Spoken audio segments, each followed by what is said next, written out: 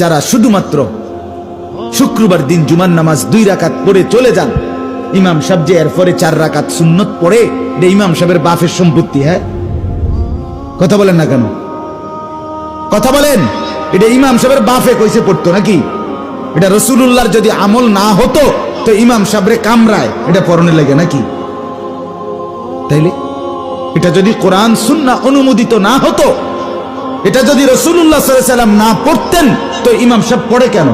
বছরের পর বছর ধরে লক্ষ লক্ষ আউলিয়া, বুজুর্গ, উলামা, মুহাদ্দিসিন, ইমাম, খতিব, ওনারা পড়ে কেন?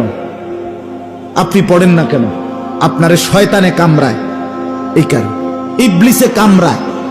আরেকটা হলো এবটা মূলত আইসেই 2 রাকাত নামাজ পড়তো মানুষের দেখানোর লাগে, গ্রামবাসী নইলে কইবা তুই তো আবু জাহেলের তুনো খারাপ, তুই তো কদ্দুর শুক্রবারেও পশ্চিম দিকে আসার খাস না, তোর মতো অজাতের লগে তো কোরবানিও দেওয়া যেত না, তোরে তো মুসলমানের গোরস্থানেও দাফন করণ যাইতো না। এই শরমে এবড়া গুন্না 2 রাকাত নামাজ পড়ে, আগেও কিছু নাই পরেও কিছু নাই। 2 রাকাত পড়তের ভিতরেও গরিব দিকে চাইছে মনে 18 বার,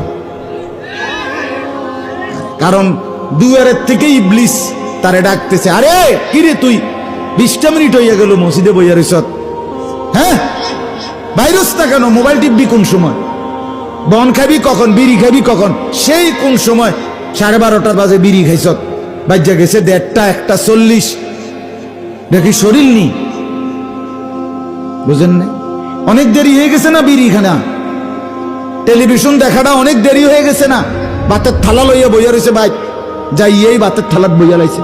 আর কি জুম্মার নামাজের পরে ভাতের থালাটা ছাড়া আর কি তা দোকান খুলে গিয়া? কথা বলেন না কেন? তো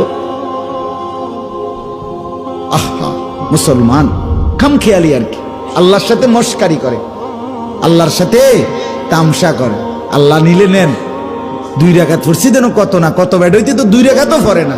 এই এবারটা ওই নিচের দিকে চাইয়া উদাহরণ দিছে, ঠিকই তো ভাই, তুমি পড়ছো দেখিয়া না কত বড় কপাল আমরা, তোমার মতো আকামলা 2 রাকাত না পড়লেও তো আমরা কি করার আছে।